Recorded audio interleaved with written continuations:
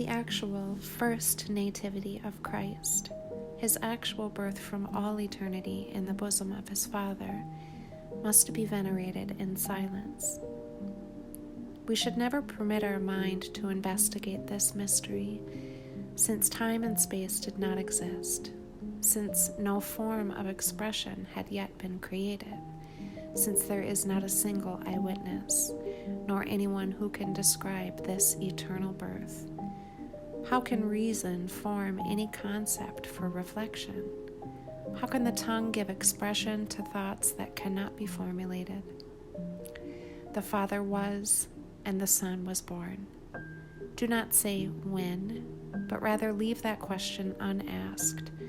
Do not ask how, for there is not answer.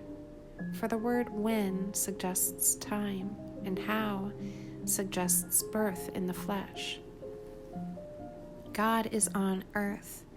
He is among men, not in the fire, nor amid the sound of trumpets, not in the smoking mountain, or in the darkness, or in the terrible or roaring tempest giving the law, but manifested in the flesh. The gentle and good one dwells with those he condescends to make his equals.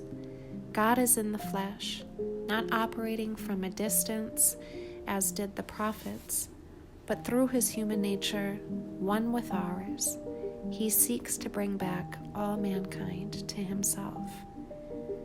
St. Basil the Great, homily on the Nativity of Christ and on the Incarnation.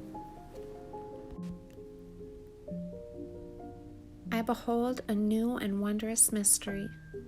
My ears resound to the shepherd's song, piping no soft melody, but chanting full forth a heavenly hymn. The angels sing. The archangels blend their voice in harmony. The cherubim hymn their joyful praise. The seraphim exalt his glory. All join to praise this holy feast, beholding the Godhead here on earth and man in heaven. He who is above, now for our redemption, dwells here below, and he that was lonely is by divine mercy raised.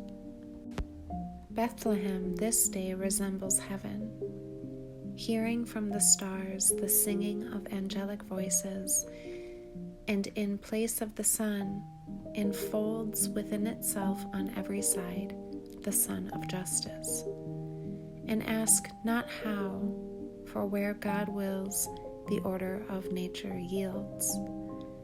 For he willed, he who had the power, he descended, he redeemed, all things move in obedience to God.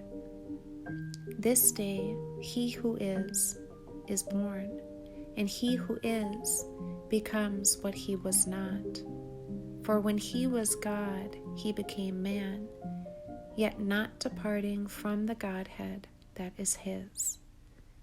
Nor yet by any loss of divinity became he man, nor through increase became he God from man, but being the Word, he became flesh. His nature, because of impassibility, remaining unchanged. When he was born, the Jews denied his extraordinary birth. The Pharisees began to interpret falsely the sacred writings.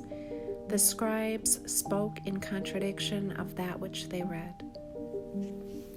Herod sought him out who was born, not that he might adore, but to put him to death.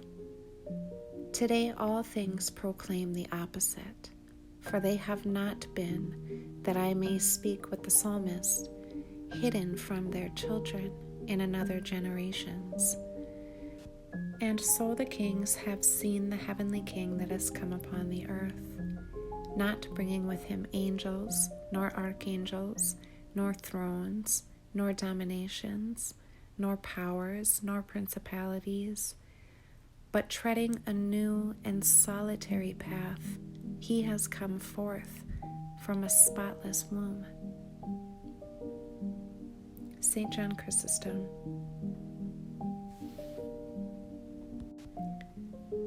This Christmas night bestowed peace on the whole world, so let no one threaten. This is the night of the most gentle one, let no one be cruel.